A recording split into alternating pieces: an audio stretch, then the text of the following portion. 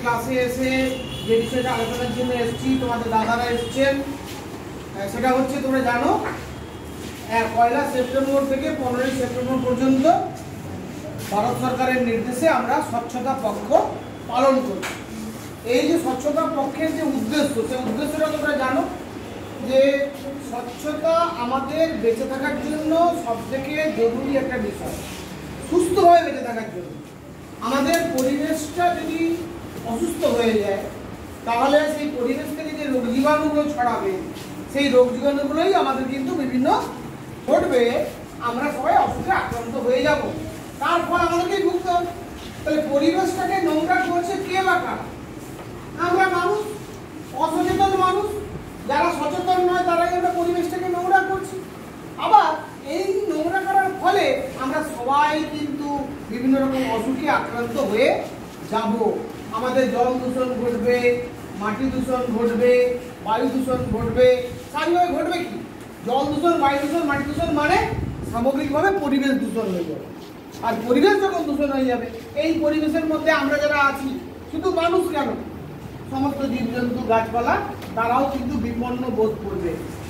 স্বাভাবিকভাবে আমাদের যদি সামগ্রিক পরিবেশকে সুস্থ রাখতে হয়, তাহলে আমাদেরকে প্রথমে সচেতন হতে হবে, এবং শুধু সচেতন হলে চলবে না, হাতে কলমে কাজ করতে হবে। আমাদের বাড়ির চারপাশের পরিবেশ, বিদ্যালয়ের চারপাশের পরিবেশ, সামগ্রিক পরিবেশকে আমাদের সবাইকে হাতে হাত লাগিয়ে পরিষ্কার পরিচ্ছন্ন রাখতে হবে।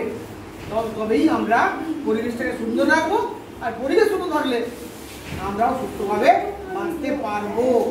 এটাই কিন্তু আজকে আমাদের মূল আলোচনার বিষয়। ম্যাক্সিমাম রোগ, আমাদের যত রোগ হয় মানুষের, ম্যাক্সিমাম রোগের উৎসস্থল আমাদের এই পরিবেশ। হয় জল, নাহলে বায়ুবাহিত রোগ, নাহলে জলবাহিত রোগ, নাহলে যে কোনো প্রকার পতঙ্গবাহিত রোগ, যেগুলো আমাদের জ্বরগুলো হয়, ম্যালেরিয়া, চিকুনগুনিয়া, আমাদের ডেঙ্গু, যেগুলো হয়, সবই কিন্তু পতঙ্গবাহিত। এই পতঙ্গগুলোও কিন্তু এই অপরিষ্কার বা নোংরা পরিবেশেই তারা কিন্তু এই সুযোগটা পেয়ে যায়। আমাদের কিন্তু পরিষ্কার পরিচ্ছন্ন যদি পরিবেশটা রাখি, আর কোনো সমস্যা থাকবে না। এটা আমাদের সকলের ফার্স্ট প্রায়োরিটি হওয়া উচিত।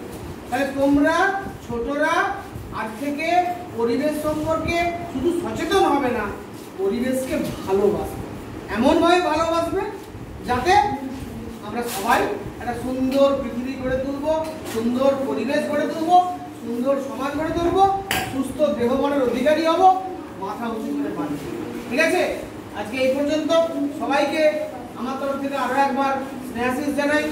আমার সঙ্গে উপস্থিত আছেন, তোমরা জানো, তোমাদের সকলের প্রিয় স্যার ননিবাবু, তোমাদের দাদারা আছেন 11-12 এনএসএস টিম, অমরশ্রী রঘুনাথ হাই স্কুলের এনএসএস টিম, আর আমাদের সর্বকনিষ্ঠ ছাত্ররা। ঠিক আছে?